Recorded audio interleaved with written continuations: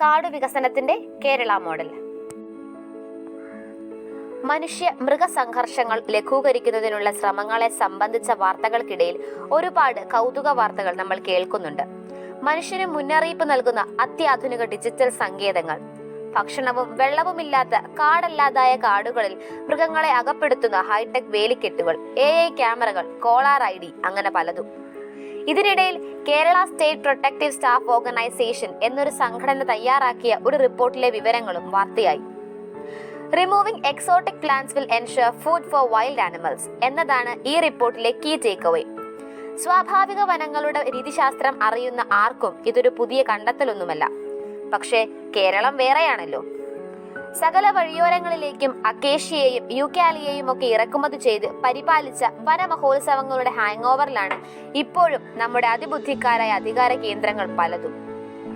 അതെ, അധിനിവേശ സസ്യങ്ങളെ നീക്കം ചെയ്ത് മൃഗങ്ങൾക്ക് ഒപ്പം മനുഷ്യർക്കും ആശ്വാസം പകരണം എന്ന് നിർദ്ദേശിക്കുന്ന റിപ്പോർട്ട് ഇടുക്കി ജില്ലയിൽ മാത്രം 40,000-ഓളം ഹെക്ടർ സ്വാഭാവിക വനം അധിനിവേശ സസ്യങ്ങൾ മൂലം നഷ്ടപ്പെട്ടതൊക്കെ വിശദീകരിക്കുന്നുണ്ട്. അധിനിവേശ സസ്യങ്ങളെ നീക്കം ചെയ്ത് മൃഗങ്ങളെ സ്വാഭാവിക രീതിയിൽ തീറ്റിപ്പോറ്റുന്ന യഥാർത്ഥ വനങ്ങളെ വീണ്ടെടുത്താൽ മാത്രമേ മൃഗങ്ങൾ നാട്ടിലിറങ്ങുന്നത് ശാശ്വത പരിഹാരമാകൂ എന്ന ലളിതമായ ലോകസത്യം തന്നെയാണ് ഈ റിപ്പോർട്ടിന്റെയും കാതൽ. പക്ഷേ ഇത്തരം റിപ്പോർട്ടുകൾ നടപ്പിലാക്കാൻ റാലി നടത്താനും റോഡ് ഉപരോധിക്കാനുമൊന്നും ആരും മുന്നോട്ട് വരാറില്ല.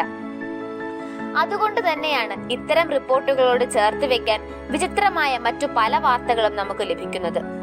മെയ് 17 മാതൃഭൂമി ദിനപത്രം ലീഡ് വാർത്തയെ കാടൻ നയം എന്ന തലക്കെട്ടോടെ 1-ാം പേജിൽ പ്രസിദ്ധീകരിച്ച വാർത്തയിലൂടെ നമുക്ക് തുടരാനാണ് നമ്മുടെ വിധി.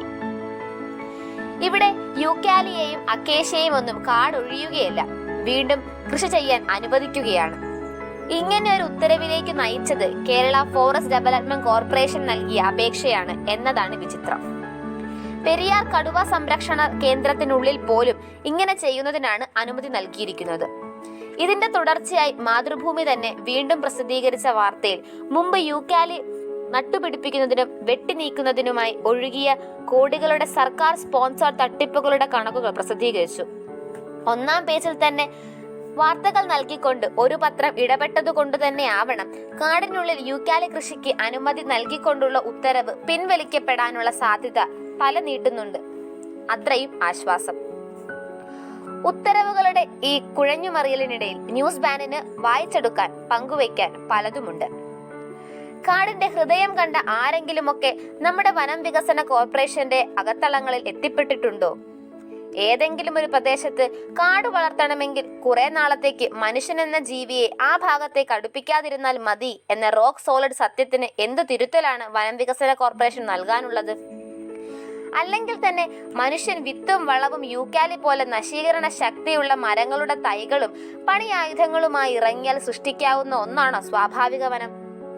വനം വികസന കോർപ്പറേഷൻ എന്നൊക്കെ കേൾക്കുമ്പോൾ സ്വാഭാവിക വനങ്ങൾ ഓടി ഒളിക്കുന്ന അവസ്ഥ കഷ്ടമല്ലേ? പക്ഷേ ഇത്തരം ഇടപെടലുകൾ ഇനിയും സമൂഹത്തിൽ തുടർന്നുകൊണ്ടേയിരിക്കും. കാടിനുള്ളിൽ മൃഗങ്ങൾക്ക് വേണ്ടി കുടിവെള്ള വിതരണ പദ്ധതി, തീറ്റപ്പുൽ കൃഷി, മൃഗങ്ങൾക്ക് കുളിക്കാൻ തടയണകൾ തുടങ്ങിയവയൊക്കെ ആയിരിക്കും ഭാവി സാധ്യതകൾ. അതെ, കാട് നമ്മുടെ അധികാര കേന്ദ്രങ്ങൾക്കും അവരെ ചുറ്റിപ്പറ്റി നിൽക്കുന്നവർക്കും എക്കാലവും ഒരു സാധ്യതയാണ്.